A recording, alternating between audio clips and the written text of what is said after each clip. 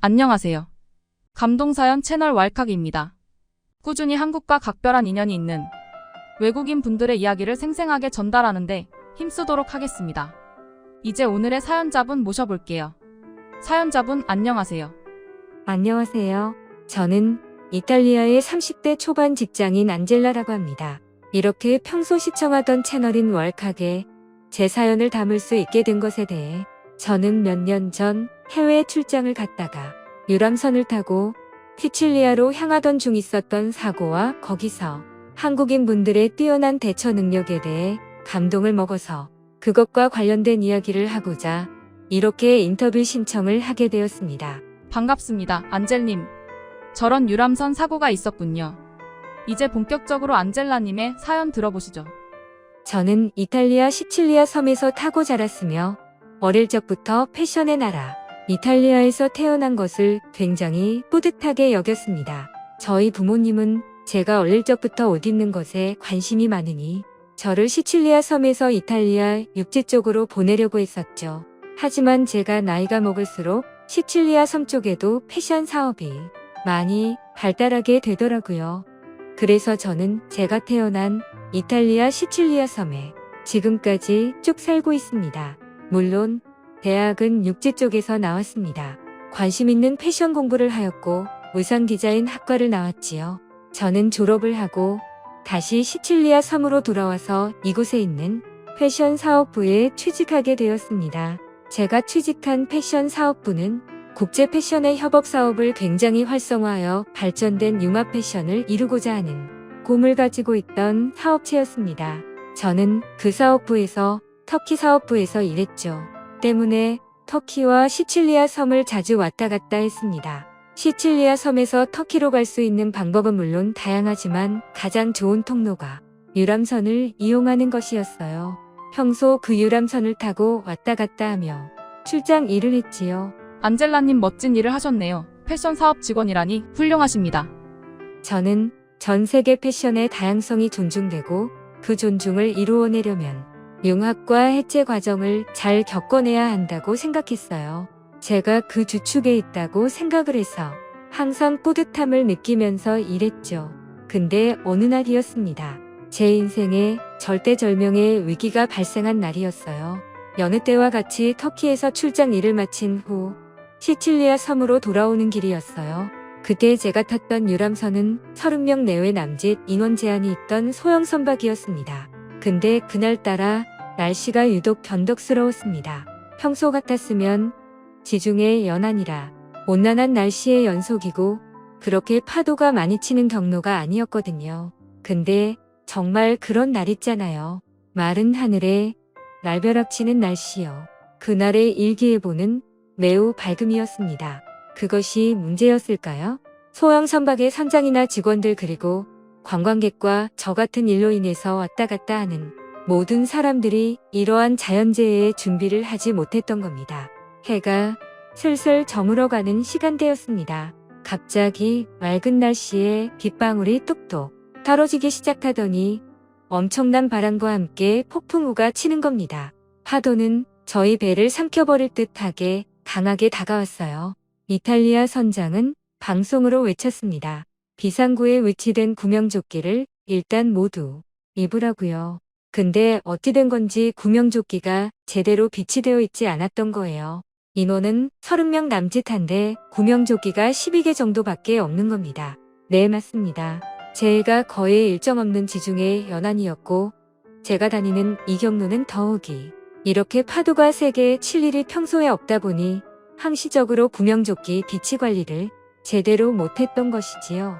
웃긴 것이 10개 남짓한 남아있는 구명조끼조차 끈이 다 터지고 낡아서 제대로 그 기능을 작동하지도 못할 것만 같은 모양새였어요. 저런 바다가 얼마나 무서운 곳인데 아무리 평소에 기상이변이 없고 파도가 잘 안 치는 공간이라 해서 제대로 된 안전장비 하나 구비가 되어 있지 않다니요. 그게 말이 되나요? 말이 안 되죠. 하지만 이탈리아는 그랬습니다. 평소 안전의식에 대해 경각심이 별로. 대다수의 유럽인들이 아마 그럴 것입니다. 근데 이번 거는 좀 심하긴 했지요. 그렇게 파도가 강력하게 치면서 배 위에 있던 사람들의 몸은 좌우 미끄러지기 시작했어요. 구명조끼를 입을 새도 없을 갑작스러운 순간이었습니다. 쾅 하면서 엄청난 굉음이 들리더니 배가 한쪽으로 점점 기우는 것이 아니겠어요? 우려하던 일이 발생한 것입니다. 배가 암초에 걸려 자초하면서 넘어지고 있던 것입니다. 충돌 순간 큰 굉음과 함께 갑자기 배 안에 전등이 모두 나가 선내는 암흑천지가 됐고 선체 찢어진 틈으로 바닷물이 들어오기 시작하면서 배는 점점 더 급격하게 기울어지기 시작했지요. 선장, 직원, 손님들 가릴 것 없이 모두가 당황하고 패닉 상태였습니다. 그런 혼란스러운 순간에 찰나에 등장했던 동양인 4인방이 있었지요. 바로 40대 한국 남자분들이었습니다. 어텐션 플리즈. 어눌한 외국어로 소리를 이렇게 치시더니 일시에 저희는 그 네 분을 바라봅니다. 그분들 따르면서 명확한 어조로 소리치더군요. 유람선 응급 상황에서 가장 중요한 것은 침착성을 유지하는 것이라고요. 공황 상태에 빠지면 서로 밀치고 다치고 밥보하여 골절이나 뇌진탕 같은 걸로 바다에 빠지기 전에 골로 갈 수 있다면서요.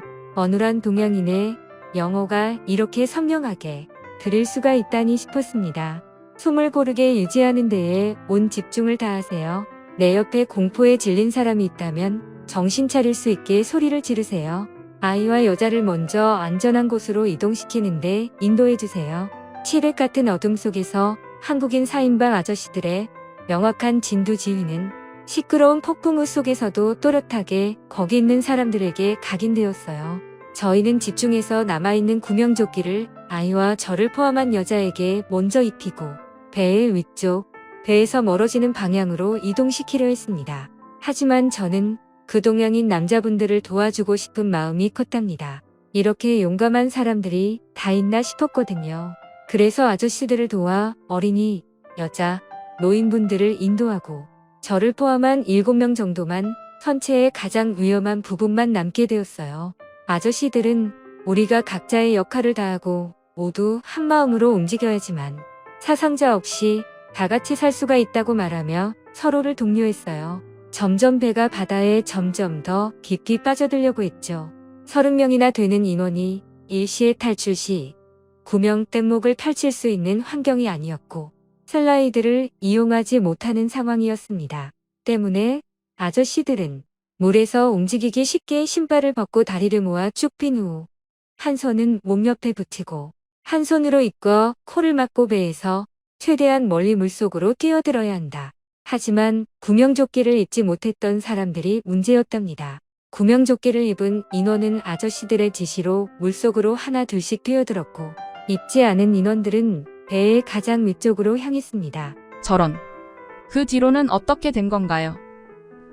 정말 다행히도 정말 10분이라도 늦었다면 저희는 물속으로 빠져 죽었을 거예요. 시칠리아 섬으로부터 응급구조대 요트와 헬기들이 하나씩 날아오기 시작했어요.